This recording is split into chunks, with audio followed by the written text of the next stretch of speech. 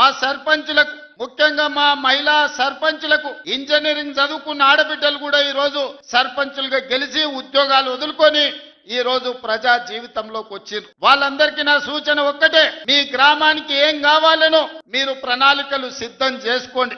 ఈ వేదిక మీద నుంచి రాష్ట్రంలో గెలిచిన 12,706 మంది సర్పంచులకు నేను సూచన చేస్తున్నా, ప్రత్యేకంగా స్పెషల్ డెవలప్మెంట్ ఫండ్ చిన్న గ్రామాలకు 5 లక్షలు, పెద్ద గ్రామాలకు 10 లక్షలు యథావిధిగా మీ గ్రామాలకు వచ్చే నిధులు కాకుండా స్పెషల్ డెవలప్మెంట్ ఫండ్ ముఖ్యమంత్రి నిధి నుంచి మేజర్ గ్రామ పంచాయతీలకు 10 లక్షలు, చిన్న గ్రామ పంచాయతీలకు 5 లక్షలు నూతన సంవత్సరంలో మీకు ఇచ్చే బాధ్యత నాది అని ఈ వేదిక మీద నుంచి తెలియజేస్తున్నా. కేంద్ర ప్రభుత్వం నుంచి రాష్ట్ర ప్రభుత్వం నుంచి వచ్చే నిధులకు ఈ నిధులు అదనం. ఇవాళ మీరందరూ గ్రామంలో ఏదో చెప్పి ఉంటారు, ఎన్నికలకు పోయినప్పుడు ప్రభుత్వం నుంచి వచ్చే నిధులు మీకు సరిపోకపోవచ్చు, లేదా మీరు ఏదైనా ప్రత్యేక మాట ఇస్తే ఆ మాట నిలబెట్టుకోవాలంటే మీకు కష్టం అవుతుండొచ్చు. అందుకే సర్పంచుల గౌరవం నిలబెట్టడానికి, గ్రామంలో మీ మర్యాద పెంచడానికి చిన్న గ్రామ సర్పంచులకు 5 లక్షలు,